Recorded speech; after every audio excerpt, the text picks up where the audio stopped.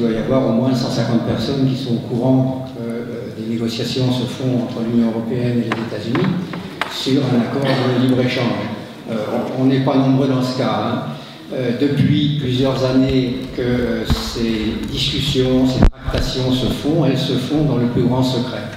Les seules informations dont on dispose aujourd'hui viennent d'une fuite concernant le mandat par lequel la Commission européenne mène les négociations avec les États-Unis. Mandat, entre parenthèses, qui a été validé par les gouvernements des 28 États de l'Union. On pourra revenir plus en détail sur... Je vais, dans un premier temps, vous présenter le canevas de ce mandat et les conséquences qu'on peut en attendre sur l'agriculture. Je terminerai par quelques considérations sur la démocratie et son évolution pour le futur. Alors, ce mandat, je l'ai dit, il a été connu grâce à des fuites. Alors, on peut l'analyser de trois niveaux de lecture. Le premier niveau, c'est le niveau de promesse. Eh bien, on va, par cet accord de libre-échange, augmenter les échanges commerciaux entre les deux entités, l'Europe et les États-Unis, et par conséquent, ça va faire augmenter la croissance économique, et donc, ça va créer des emplois.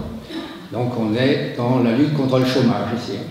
Et puis, deuxième volet, eh bien, on va mettre les entreprises des deux continents en concurrence, et ça va les obliger à innover, ça va les obliger à trouver des nouveaux produits et des nouveaux débouchés. Et donc, tout ça, c'est les promesses. Alors, le deuxième niveau de lecture, c'est les moyens. Comment fait-on pour accroître les échanges économiques entre les deux entités? Eh bien, il y a deux grands volets là-dedans. Il y a d'une part l'élimination des obstacles, hein, quand on veut faire des choses, il faut faire place nette, et puis protéger les investisseurs. Alors, les obstacles, quels sont-ils? Les obstacles au commerce. Il y en a deux sortes. Il y a les obstacles tarifaires, ben, c'est les droits de douane. Donc on va raboter les droits de douane, les éliminer le plus possible.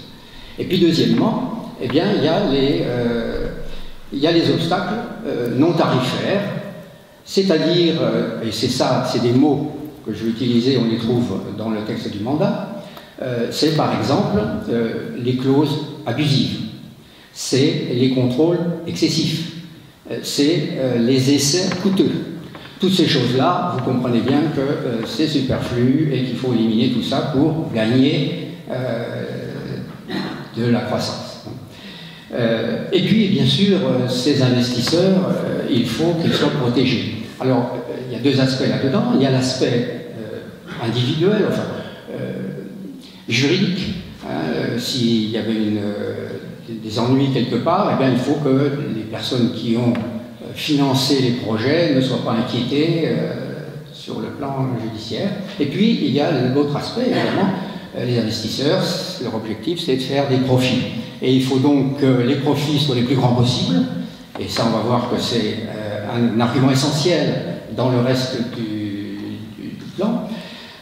Il faut que les profits soient les plus grands possibles. Et puis, il faut que ces profits, eh bien, ils puissent être rapatriés, on puisse les faire circuler comme on veut, et que surtout, il n'y ait aucun risque que les États s'en approprient un morceau. Voilà les éléments qui vont être mis en œuvre pour augmenter les échanges commerciaux. Alors ça, il y a ensuite le troisième volet de lecture.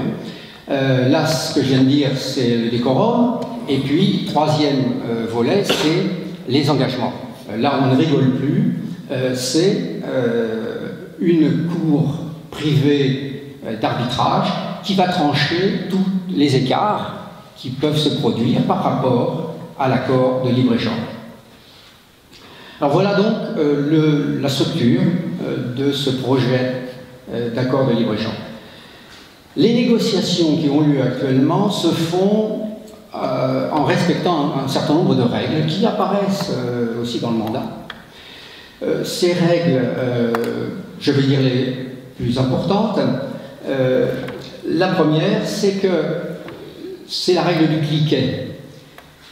Les accords qui sont en négociation aujourd'hui ne peuvent pas aller moins loin que les accords qui existent déjà par ailleurs, et il y en a de nombreux à travers le monde, des accords bilatéraux, des accords multilatéraux, et donc il faut faire plus, hein, toujours plus. Ici, dans cet accord, tous les secteurs sont concernés. Il n'y aura que ceux qui seront explicitement énoncés dans le traité, dans l'accord, qui pourront avoir une exemption, et il faudra voir en quoi elles pourront consister. Tous les niveaux institutionnels devront respecter l'accord. Par exemple en Europe, bien sûr l'Union européenne, bien sûr les États, les 28 gouvernements, et puis les régions, les départements, les communes. Donc ça va très loin. Et puis, enfin, il y a une clause aussi qui fait partie des règles dans lesquelles le mandat va fonctionner, c'est la clause de la notion la plus favorisée. Cette clause existe déjà depuis longtemps dans le cadre de l'OMC, ce n'est pas une clause nouvelle, mais elle est rappelée dans le mandat. Et donc, la clause de la nation la plus favorisée consiste à dire, eh bien, si dans un accord entre deux pays, un pays accorde, mettons, des droits de douane faibles pour l'exportation ou l'importation de voitures, par exemple, eh bien, ces droits de douane très faibles qu'il a accordés vis-à-vis d'un pays qui exporte ces voitures, eh bien, tous les autres pays qui exportent des voitures auront obligatoirement droit à ce même tarif. Donc, c'est une espèce aussi de règle de généralisation d'un avantage, toujours aller plus loin, hein, on trouve le domaine. Voilà. Voilà le cadre dans lequel se situent les choses. Alors maintenant, on va voir les conséquences sur le domaine agricole. Première chose, le domaine agricole ne fait pas partie des domaines exemptés. Il fait partie du lot commun et donc il va prendre de plein fouet toutes les mesures qui sont contenues dans l'accord. Alors on va passer en revue l'élimination des obstacles qu'on a énoncés tout à l'heure et on va voir, bon on va faire ça rapidement quand même, mais on va voir les conséquences dans l'agriculture. Alors le premier point qu'on a énoncé tout à l'heure, c'est les droits de douane. D'une façon générale, les droits de douane entre les États-Unis et l'Europe sont très faibles. Il y a un secteur dans lequel ils ne le sont pas, c'est l'agriculture. Un chiffre, les produits agricoles qui rentrent en Europe sont taxés en moyenne à 13%. Les produits agricoles qui rentrent aux États-Unis sont taxés en moyenne à 7%. Donc on voit tout de suite là que l'objectif qui est dans le projet d'accord de libre-échange d'annuler ces droits de douane.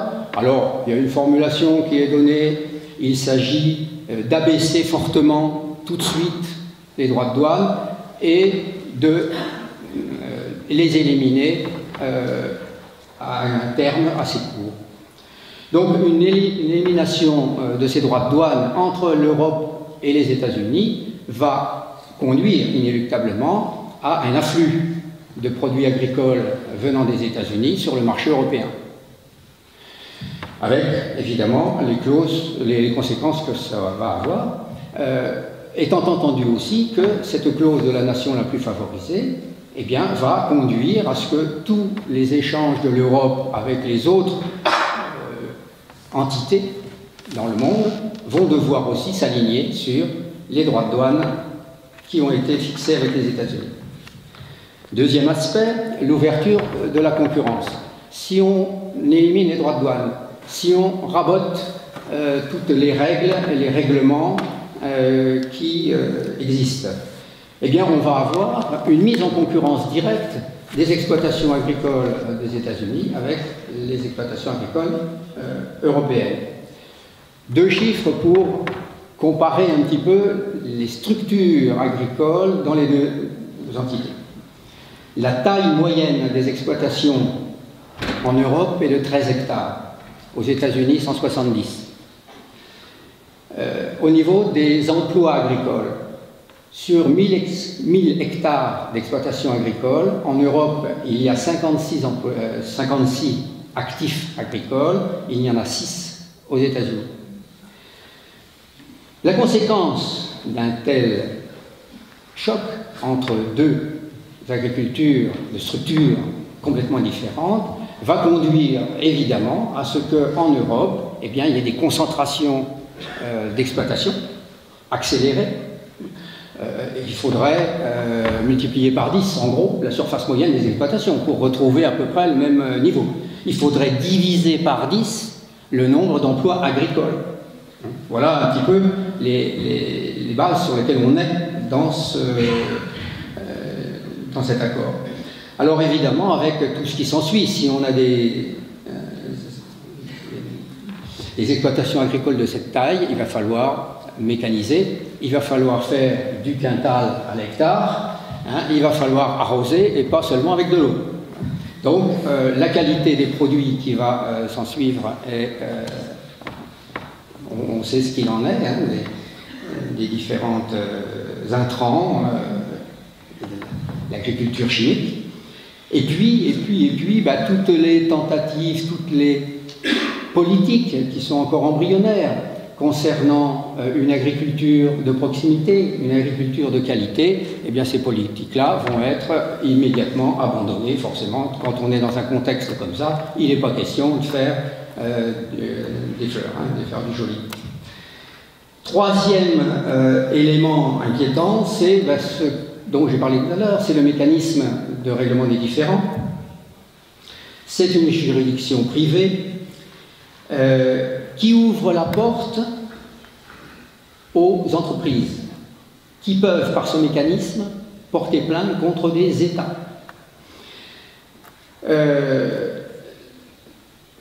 Au motif que les règlements, les lois qui pourraient être mises en place vont à l'encontre des profits escomptés. Alors vous voyez que ça peut aller loin ces affaires-là, hein. Dans la mesure où une entreprise avait prévu de faire tel et tel bénéfice en faisant ces opérations, si on l'en empêche, eh bien, elle est habilitée à porter plainte contre l'État qui a promulgué la loi. Et bon, on connaît des exemples nombreux, puisque ce mécanisme existe déjà dans ce qu'on appelle l'ALENA, l'accord de libre-échange nord-américain, hein, entre le Canada, les États-Unis et le Mexique. Et on a vu et on connaît les résultats en ce qui concerne l'agriculture, en particulier mexicaine, qui était, alors cet accord a 20 ans, hein, il y a 20 ans, le Mexique était exportateur de maïs, aujourd'hui il est importateur, et il y a un marasme complet dans l'agriculture mexicaine, et les agriculteurs mexicains vont faire les ouvriers agricoles aux États-Unis, etc.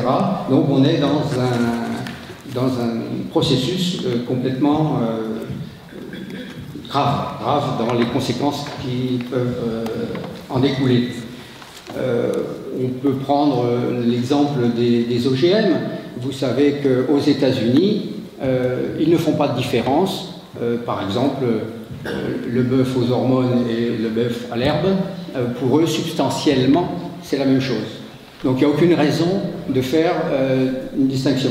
Un pays qui va édicter une règle pour limiter les semis de plantes OGM, eh bien, ça va être considéré comme une clause abusive et ça va être sanctionné par le mécanisme de règlement des différends. On peut citer encore un exemple, si vous voulez, concernant le pétrole. Une entreprise donc, pétrolière qui avait obtenu une concession d'exploitation de gaz de schiste dans la vallée du Saint-Laurent. La province du Québec a décidé un moratoire sur l'exploitation des gaz de schiste. Eh bien, cette entreprise de pétrole a porté plainte contre le Canada et c'est 250 millions de dollars qui sont revendiqués, puisque si l'entreprise avait fait ses investissements et avait extrait le gaz de schiste, elle aurait eu des profits de 250 millions de dollars. Donc là, on est... c'est tout bénef, hein, elle n'a pas besoin d'investir quoi que ce soit, elle récupère ses profits sans avoir rien fait, c'est génial. Bon, alors je voulais terminer par quelques considérations sur ce qui se passe au niveau démocratique, et c'est là, je crois, que les choses sont les pires. Je dis tout à l'heure, on a un processus qui a démarré depuis plusieurs années, dans le plus grand secret, les tractations pour mettre ça au point. Le mandat de la Commission a été élaboré par la Commission en cédant, en faisant appel à des lobbies, les lobbies de la finance et les lobbies des grandes affaires, les grands groupes multinationaux, qui sont... La Commission a invité ces grands groupes à élaborer ce mandat. On considère que 65% de mandat a été rédigé par ces lobbies. Et pendant le même temps, les citoyens ont été tenus dans le secret le plus total. Les élus nationaux, les élus européens ont été tenus dans le secret le plus total. Aujourd'hui encore, ce mandat, il y a des députés européens qui ont demandé à le connaître. Il leur a été dit que non, il n'était pas question de le publier officiellement. Donc on a un déni complet de démocratie dans ce processus. Ce qu'il faut bien savoir quand même, c'est que le gouvernement, les gouvernements des États, et en l'occurrence en France, la ministre Brick et Fabius, ont donné leur aval à ce mandat au mois de juin 2013. Le deuxième étape, ça va être la ratification. Bon, ben, on va avoir un accord dans 2 ans, 3 ans, un accord qui va être finalisé entre l'Europe et les États-Unis et qui va être soumis. Alors, il va être signé par le Conseil des ministres, le Conseil de l'Union européenne, qui va être signé par cette entité, qui est une émanation du gouvernement, et il va être ratifié par le Parlement européen et normalement aussi par les parlements nationaux. Mais il n'est pas question, évidemment, aujourd'hui, de faire un référendum sur ces choses-là. On a bien compris.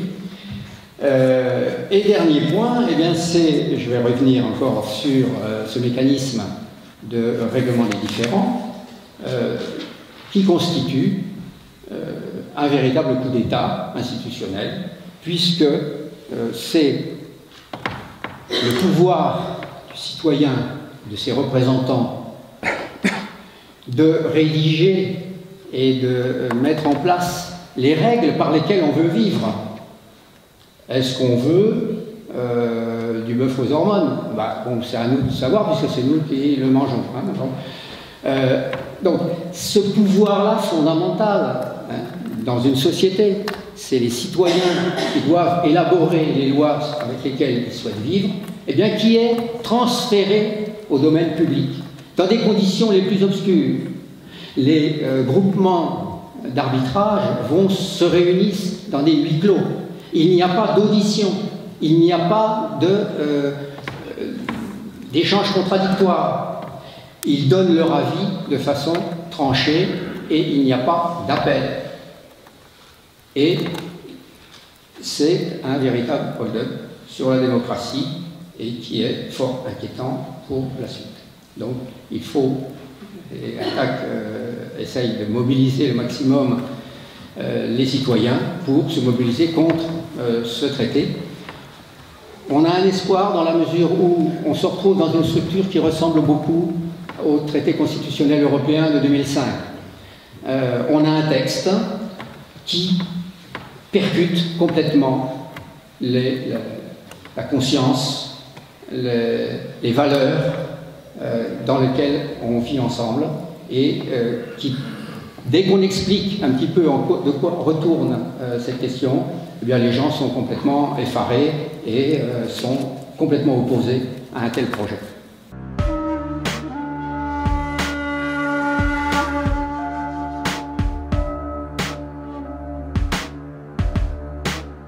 C'est qu'en Europe, on ne peut pas vendre une semence si elle n'est pas inscrite dans un catalogue, je dis catalogue officiel, que ce soit un catalogue d'un des membres de l'Union ou de l'Union elle-même.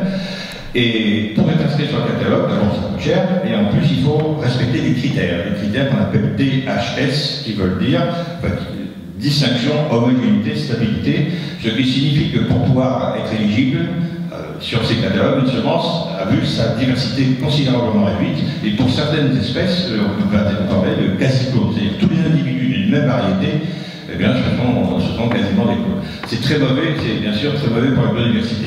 Or, il faut être honnête et dire qu'il y a des dérogations non négligeables, mais enfin, globalement, la commercialisation, c'est le catalogue et les critères DHS. Ça, maintenant, si on regarde sur l'aspect contrôle, ça c'est un domaine très très vaste. Il y a le contrôle sur la sécurité alimentaire, l'offre dormante par exemple, ça peut être aussi les lasagnes, ça peut être beaucoup de choses. C'est aussi la loyauté du commerce, hein, les fraudes par exemple, vérifient que ce qu'il y a dans les paquets, c'est ce qu'il y a aussi sur les étiquettes. Ça peut être sur le bio, sur les OGM, sur les AOC, ça peut être des contrôles de germination sur les semences, c'est tout ça les contrôles. Bon, actuellement, on est dans une dérive qui ne date pas d'aujourd'hui d'ailleurs, hein, c'est-à-dire qu'on va de plus en plus vers une délégation du service public vers le privé, quand ce n'est pas directement une privatisation, et c'est certainement pas ce nouvel accord qui va arranger les choses. Hein, voilà. Ça c'est quand même important de savoir, parce qu'il y a beaucoup de choses qui se passent aussi de ce côté-là, au niveau réglementaire, au niveau européen. Et donc ça c'est le deuxième volet. Le troisième volet, les droits de propriété intellectuelle, les DPI, qu'on appellera ici plutôt droit de propriété industrielle, parce qu'on est sur des produits, hein, on est sur les semences. Je vous signale d'ailleurs que semences et plantes, ça s'appelle matériel de reproduction, c'est le terme officiel européen. Et donc, sur ces produits-là, eh bien, il y a des droits de propriété. Hein. Ces droits de propriété, ils sont, pour le végétal, il y en a deux. Hein. Il y en a un que vous connaissez tous, c'est le brevet. Vous avez tous entendu parler du brevet. Par contre, il y en a un deuxième qui est moins connu, quoi qu'il a fait l'actualité il n'y a pas très longtemps, c'est le COV, Certificat d'obtention végétale. Et je pense que pour comprendre les enjeux qui se passent, il faut avoir une petite idée de ce que c'est, et je vais essayer de vous donner rapidement cette petite idée. Alors, le certificat d'obtention végétale, ça date des années 60 à peu près. C'est ce qu'on appelle les obtenteurs qui ont fait ça, et l'industrie européenne, l'industrie financière européenne est très puissante dans ce domaine-là. Et c'est vraiment une construction européenne qui s'est diffusée dans le monde, mais c'est une construction européenne, et les Français sont également très très fort sur ça. Alors qu'est-ce que c'est qu'un certificat d'obtention végétale? C'est un droit de propriété, hein, un droit de propriété industrielle sur une variété. Ce qui est protégé, c'est une variété. Une variété, c'est par exemple la tomate cœur de bœuf, le poireau de Carentan, ou l'excellent chou de Milan-Pontoise. Je ne sais pas si vous connaissez toutes ces choux-là, qui sont bien agréables. Donc c'est la variété qui est protégée. Hein. Et pour pouvoir protéger la variété, il faut que le détenteur de droit de propriété puisse identifier cette variété. Et pour ça, il a besoin que l'ensemble de la variété soit homogène. C'est déjà très compliqué de distinguer parfois les variétés qui sont proches. Si en plus la variété n'est pas homogène, surtout ces individus, ça devient quasiment impossible. Et c'est pour ça, je pense que c'est un élément important, c'est pour ça que les droits de propriété tels que le certificat d'obtention végétale exigent d'avoir les mêmes critères distinction, homogénéité, stabilité que pour le catalogue. Donc ça, c'est quelque chose d'important. Même critère DHS pour le catalogue comme pour le certificat d'obtention végétale. Alors ça, c'est pas bon pour la biodiversité, bien entendu.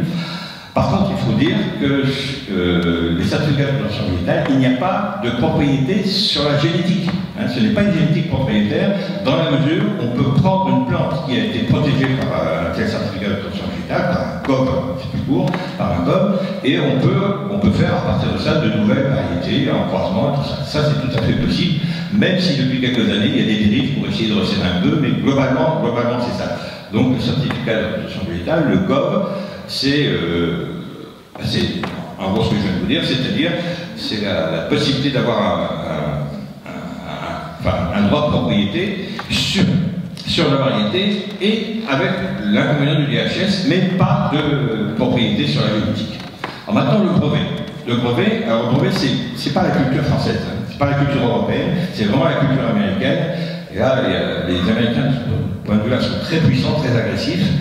Et c'est quelque chose de relativement récent. Je ne sais pas si vous savez, le brevet, je parle du brevet sur le vivant, le brevet sur le vivant, c'est les années 80, c'est 1980 aux États-Unis. Il faudra attendre 98 pour que ce soit le cas en Europe, que ce soit autorisé. C'est la directive 98-44 qui s'occupe de ça. Et ce brevet, quelles sont ses particularités? Ben, disons, il ne porte pas sur les variétés. Et il ne porte pas sur les variétés pour une raison très simple. C'est qu'en Europe, il est interdit de breveter des variétés. Alors comme il ne porte pas sur des variétés, ben, il va porter sur des gènes brevetés, par exemple, ou éventuellement des procédés d'obtention qui sont microbiologiques, des choses comme ça. Et il faudra que, par exemple, on en parlera tout à l'heure, qu'un événement dans son tour, par exemple, le Mont 810, qui est breveté, lui, il faudra qu'il soit implanté dans un maïs d'intérêt et ça deviendra une variété comportant un OGM. Si vous voulez, pour qu'il soit vendu, le brevet, il faudra qu'il passe par l'intérieur d'une variété qui sera vendue aussi. Alors ça, c'est le premier élément. Ce n'est pas une variété qui est brevetée, mais c'est un événement, c'est un gène, des choses comme ça. L'autre propriété, alors celle-là elle est dramatique, c'est que c'est une génétique propriétaire. À partir du moment où vous avez une plante qui a un gène qui est breveté, cette plante ne vous appartient plus. Vous ne pouvez plus en faire ce que vous voulez. Ça, donc c'est un mécanisme d'appropriation, c'est un des mécanismes d'appropriation du vivant qui est les plus sûrs du monde, les plus costauds en quelque sorte. Alors ça c'est très très grave bien entendu.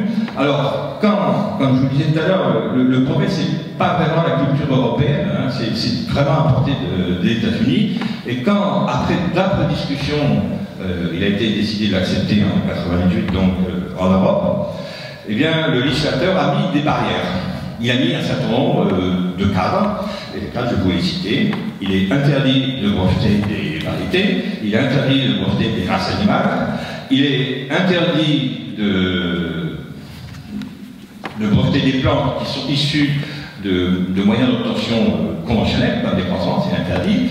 Et enfin, un gène peut être, si vous avez une plante qui est protégée par un gène breveté, il faut que dans la plante que vous pouvez reproduire, il faut que la fonction du gène s'écoule. Si par exemple vous avez une plante avec un gène breveté qui donne la résistance ou la tolérance à un herbicide, il faut que dans la plante que vous revendiquez, il faut que cette propriété existe encore. Bon, si vous voulez, c'est pas génial, hein, c'est quand même le brevet sur les ventes, de toute façon on combat complètement, mais il y a ce cadre-là qui existe et qui risquerait de sauter un peu. Parce que nous constatons aujourd'hui que l'Office européen des brevets, c'est l'OEB, eh bien, il est secoué dans tous les sens et il délivre de plus en plus des brevets qui ne sont pas du tout dans l'esprit de ce que je viens de vous raconter là.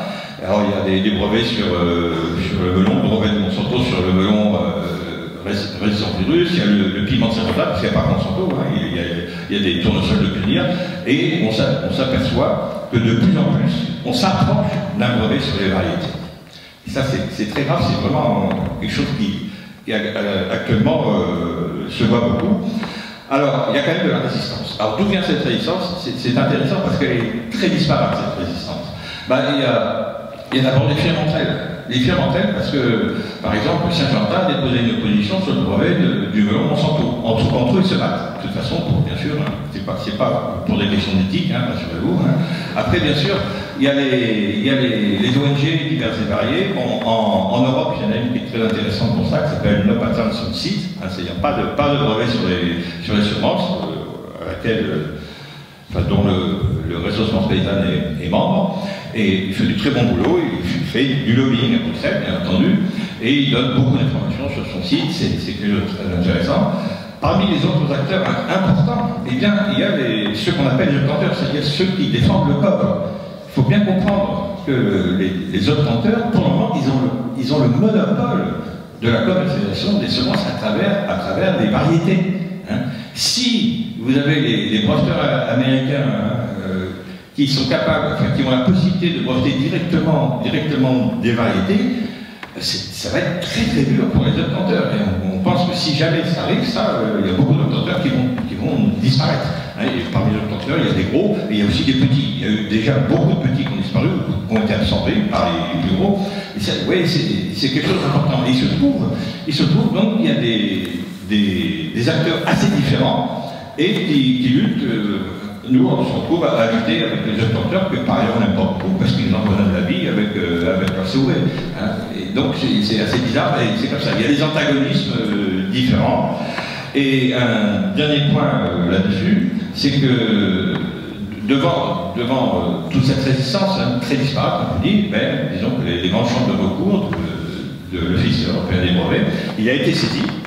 il a été saisi, il doit rendre sa copie. Ça fait des années que ça dure, notamment c'était à propos du brocoli et de la tomate ridée. Bon, je ne rentre pas dans les détails, hein, mais il n'a toujours pas rendu sa copie. Et la question, c'est de savoir est-ce qu'on considère que c'est un procédé essentiellement biologique ou non, tout ça. C'est des questions juridiques assez compliquées. Il y a des enjeux financiers par derrière qui sont colossaux, bien entendu, et on attend la réponse. En attendant la réponse, le directeur de l'Office européen des brevets, c'est tout récent, hein, il a fait un communiqué en disant que pour le moment, il suspendait la délivrance de brevets utilisant des moyens de sélection non conventionnels, des moyens de sélection non conventionnels. Il faut savoir qu'il y en a des dizaines qui sont dans les starting blocks, ils sont prêts à sortir. Hein, voilà. Alors donc, on en est là. Et maintenant, quel est le rapport avec l'accord de libre-échange?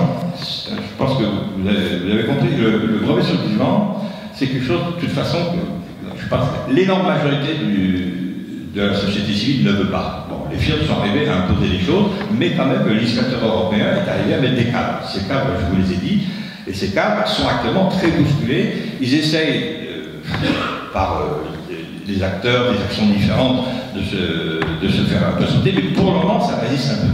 Pour le moment, ça résiste un peu.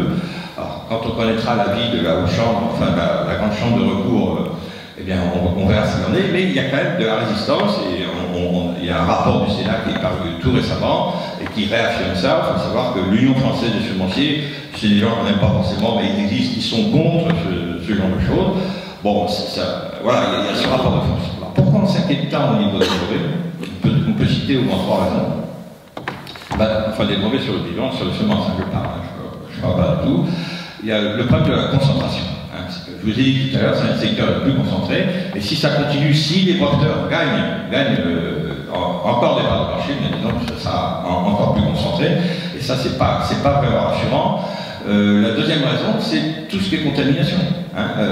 Si vous avez dans votre chambre, vous avez recueilli sans trop savoir pourquoi du pollen et que vos champs sont contaminés avec des gènes brevetés de Monsanto, par exemple, ce qui a ces gènes ne vous appartient plus.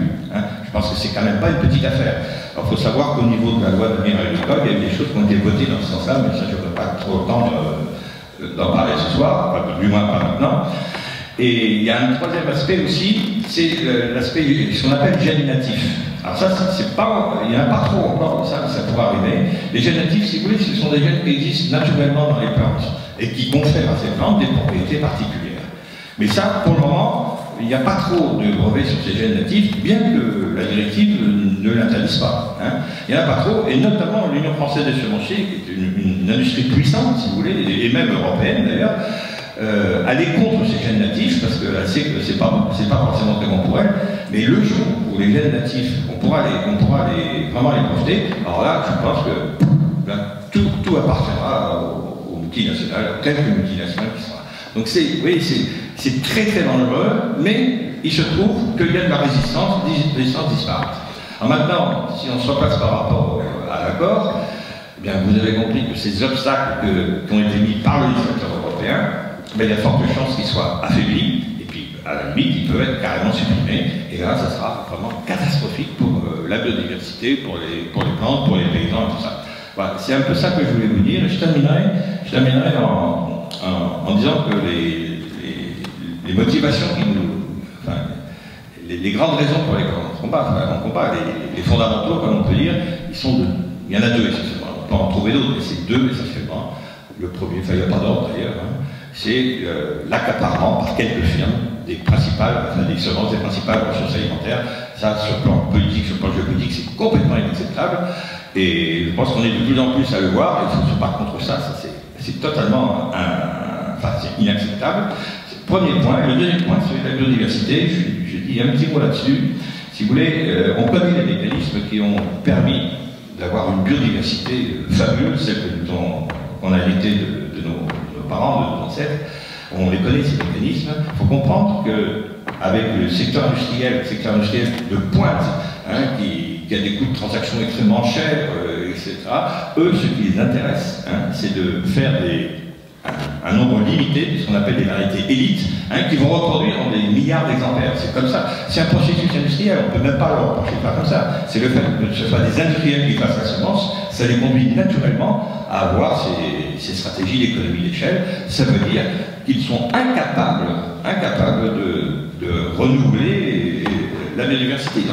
S'ils sont les seuls à produire les semences, je pense que c'est la catastrophe annoncée.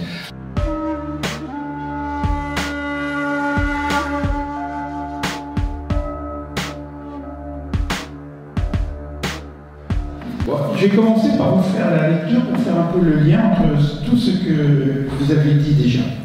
Alors c'est quelques mots qui sont un petit article qui est paru le 10 février, donc c'est très récent, dans une revue qui s'appelle Le Revenu agricole, que vous avez sûrement pas eu l'occasion de lire souvent.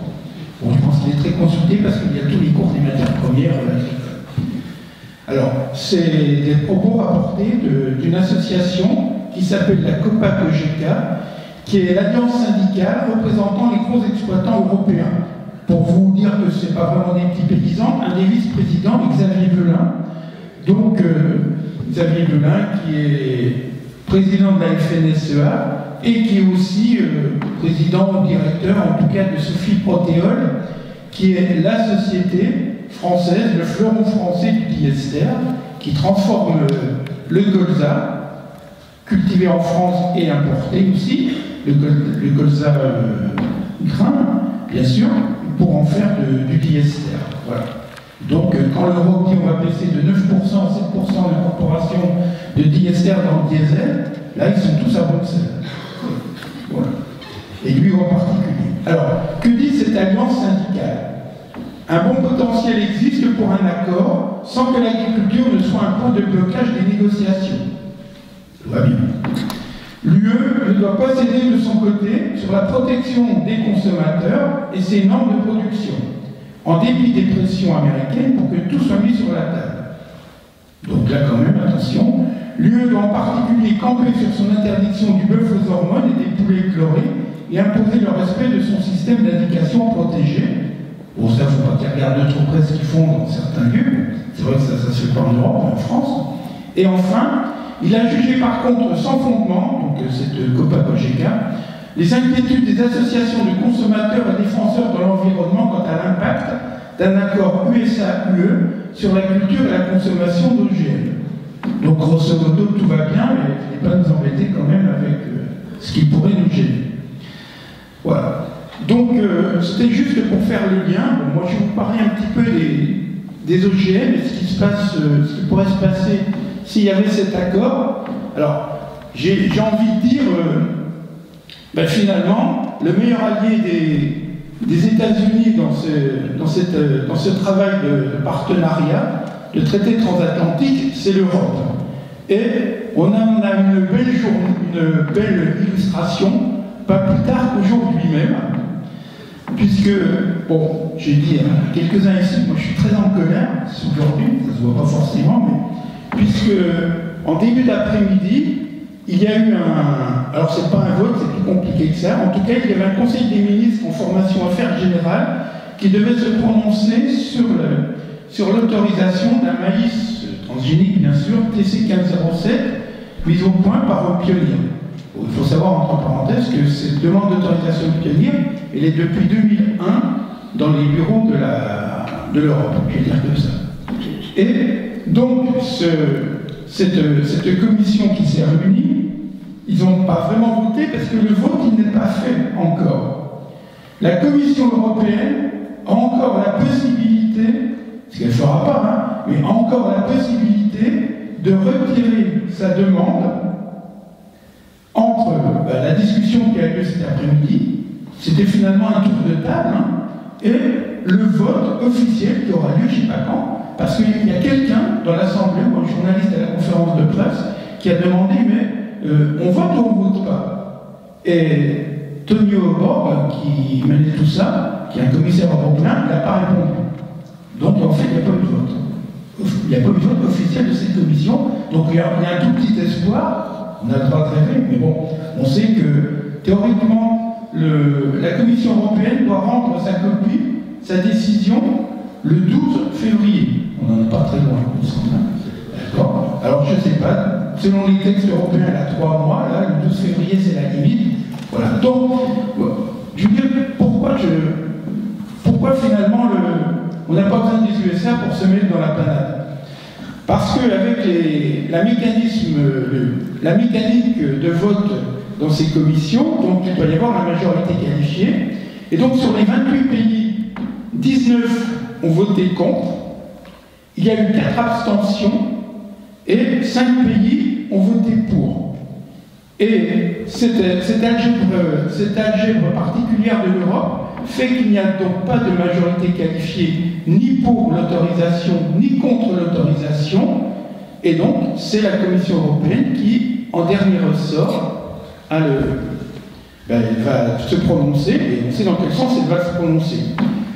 Par avant, quelques semaines avant, le Parlement européen, cette fois, ça c'est des élus, des vrais, le Parlement européen avait lui appelé au rejet de la demande d'autorisation par 380 contre 201 et 35 abstentions. Donc 385 voix pour le rejet, 205 contre et 35 abstentions. Eh bien, pour le rejet, vous avez compris. Et évidemment, il y a toujours 80% d'Européens, et les sondages sont multiples dans les différents pays, grosso modo 70-80% des citoyens qui ne veulent pas d'OGM, tout simplement parce qu'ils n'ont aucun profit pour ça, ça ne les intéresse pas du tout. Donc, 80% des Européens, le Parlement européen vote contre, à une très large majorité. Le Conseil des ministres européens en formation affaires générales vote contre. Et au bout du compte, il y aura demain, sans doute, l'autorisation à la culture de ce maïs, j'allais dire 1810 par habitude, de ce maïs TC 1507. Voilà, donc, moi je voulais vous dire ça quand même.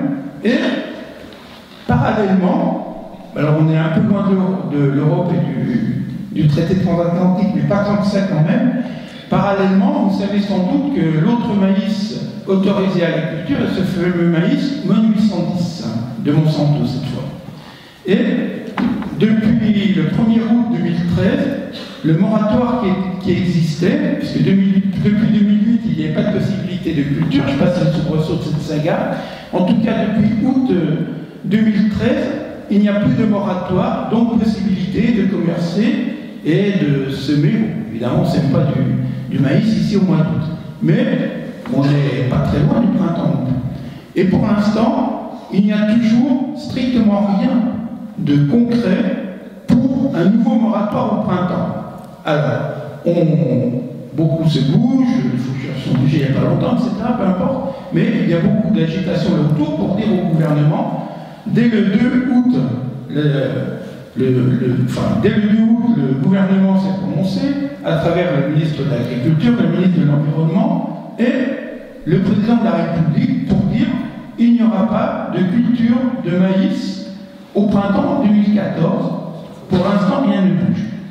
Pas tout à fait, c'est pas tout à fait vrai, parce qu'il y a quelques jours, un sénateur, je veux dire local, le maire, je ne sais pas s'il est encore maire, M. Fauconnier, donc sénateur maire de Saint-Afrique, donc sénateur PS, a sorti une loi, donc a déposé une loi qui interdit, pour interdire, cette loi elle a un article, donc elle demande, cette loi interdit la culture de maïs transgénique en France.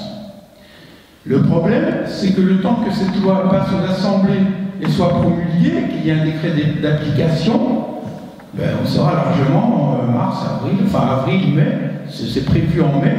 Donc pour l'instant, ça ne marche pas. Et je voulais encore vous faire la lecture, parce que moi j'aime bien ça, pour vous montrer que sur quel terrain ça se passe. Là, cette fois, c'est l'ORAMA, l'UFS, la GPM et la FNP-SMS. Alors, l'ORAMA, c'est un groupement c'est très lié à la FNSEA, les amis de l'un. L'UFS, c'est l'Union française des semenciers. La GPM, qu'on connaît bien, quelques-uns ici, c'est l'Association générale des producteurs de maïs.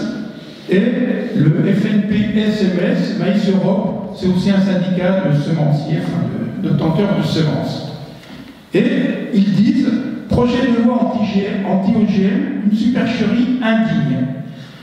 Et c'est pour vous donner le ton quand même, dans lequel ça se passe tout ça. Là, parce que c'est quand même étonnant. La proposition de loi de monsieur le sénateur Alain Fauconnier visant à interdire la mise en culture de variétés de maïs génétiquement modifiées est une supercherie indigne.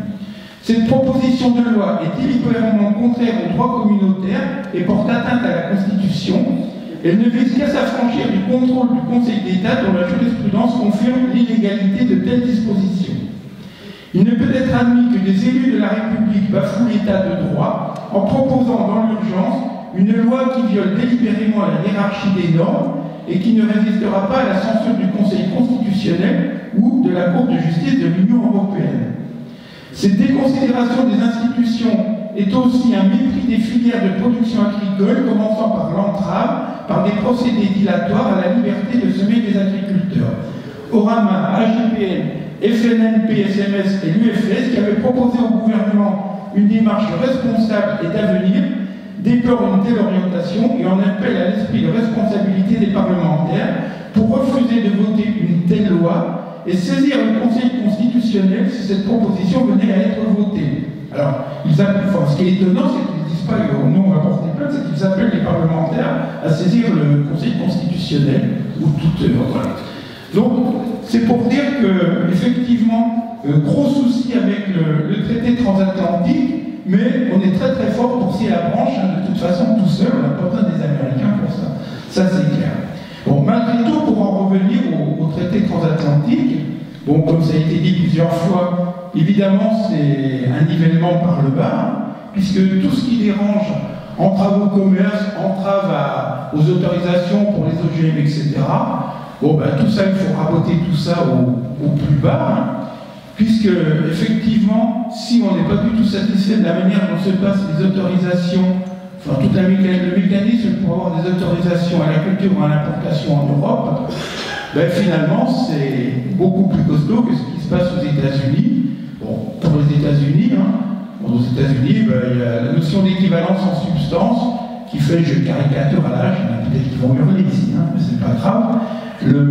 En tout cas, c'est de dire, bien, si vous avez un maïs OGM et un maïs à peu près analogue mais qui n'est pas OGM, si on fait une analyse de ces deux plantes un peu fine, sur divers critères, si on ne voit pas trop de différence, ben on va considérer qu'il n'y a aucun souci pour ce maïs OGM, donc circuler, il n'y a rien à voir.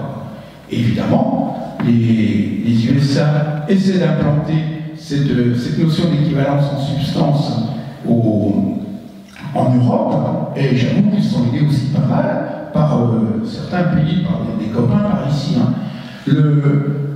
Il y a beaucoup de problèmes pour ces autorisations au niveau européen, et une des idées de Barroso, mais qui n'a pas marché jusqu'à présent, c'est de dire, vous les pays qui ne voulez pas d'OGM chez vous, on va vous faciliter ce sera plus facile pour vous d'interdire dans votre pays, etc., la culture des OGM, mais laissez-nous faciliter le mécanisme, simplifier le mécanisme pour l'obtention de ces autorisations, et derrière tout ça, il y a la notion d'équivalence en substance qui revient. Donc tout ça, c'est bien lié. Par ailleurs, des firmes comme Monsanto, comme Syngenta et comme Pioneer Dupont, ils sont largement implantés en France. Bon, parlons de Monsanto, la star de ce petit groupe, comme l'a dit Michel, ils sont très peu nombreux. Bon, ici, à une centaine de kilomètres d'ici, à côté de Carcassonne, à Trèbes, une des deux unités importantes, il y en a d'autres, beaucoup en France, mais une des deux plus grosses unités, ils sont en train de tripler ou quadrupler la structure.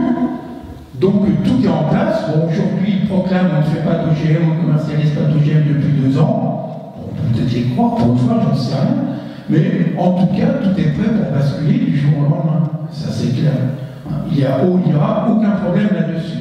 Donc l'idée, effectivement, c'est de raboter tout ce qui dépasse. Et puis, si vraiment ça ne va pas, eh bien, il y a effectivement tout ces dispositifs de règlement des différends qui va se mettre en route. Alors, je peux raconter, il ne faut pas que je sois trop bavard, mais une petite histoire qui ne passe pas entre l'Europe et les États-Unis, encore que.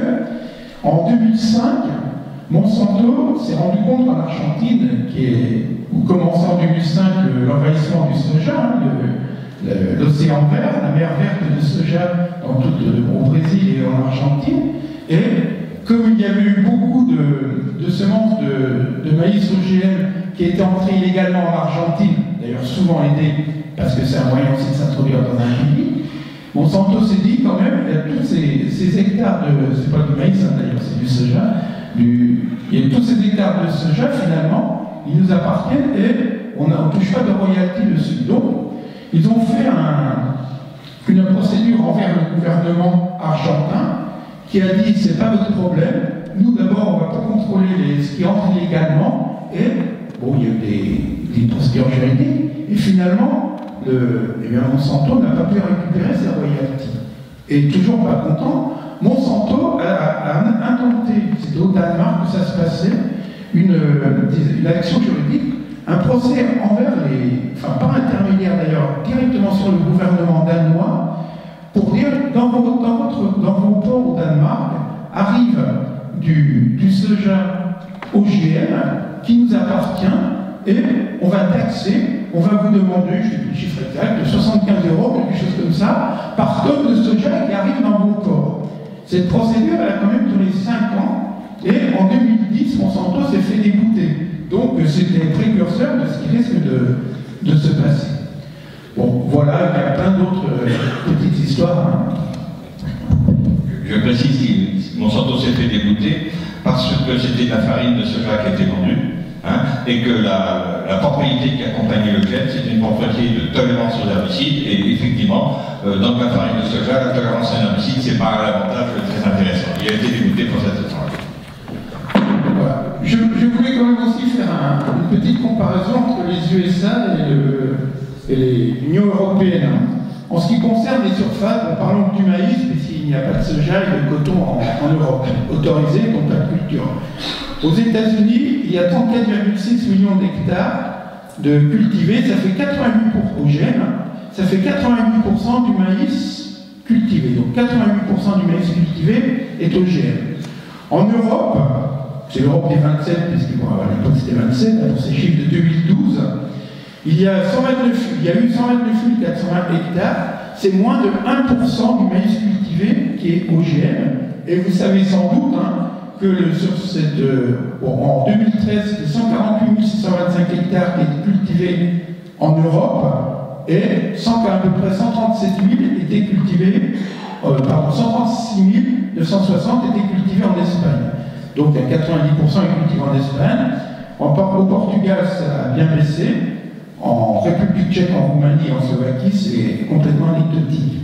Et aussi, quand même, avant 2007, donc en 2006, puisque là c'est juste, pourquoi je dis ça? Avant 2007, l'entrée dans l'Union européenne de la Roumanie en 2007, en 2006, la Roumanie cultivait 137 000 hectares de soja génétiquement modifié.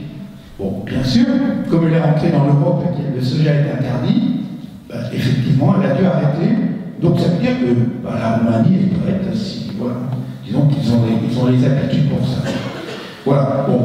Je pourrais parler aussi du Monsanto Protection Act, qui est un bel exemple pour tout ça, c'est une histoire états-unienne, mais c'est un bel exemple de ce qui pourrait se passer entre les États-Unis, enfin entre des firmes en tout cas, des multinationales et des gouvernements, puisque, pour résumer cette histoire du Monsanto Protection Act, c'est tout simplement Monsanto qui avait réussi à faire passer une loi, on va dire, qui disait en substance, eh bien, si une autorisation est refusée ou est annulée pour une culture d'une plante OGM, eh bien, de toute façon, c'est pas grave, puisqu'ils ont réussi à faire que le ministère de l'Agriculture des États-Unis ait l'obligation de dire oui à toute demande de culture.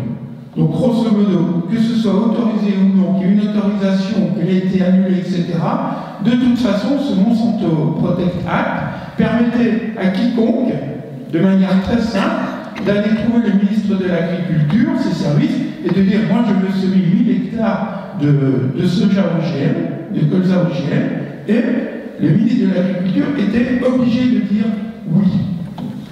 Bon, voilà, donc c'est évidemment, les termes sont, je ne sais pas quels termes sont employés pour qualifier ce genre de démarche. En tout cas, heureusement, là quand même, il y a une levée de bouclier. bouclier, puisque c'était passé en 12 dans une loi qui avait bloqué complètement la machine d'ailleurs, où c'était impossible de dire non. À l'époque, où Obama était en grande difficulté financière par rapport à la protection sociale qu'il arrivait à grand peine à mettre en place. Hein.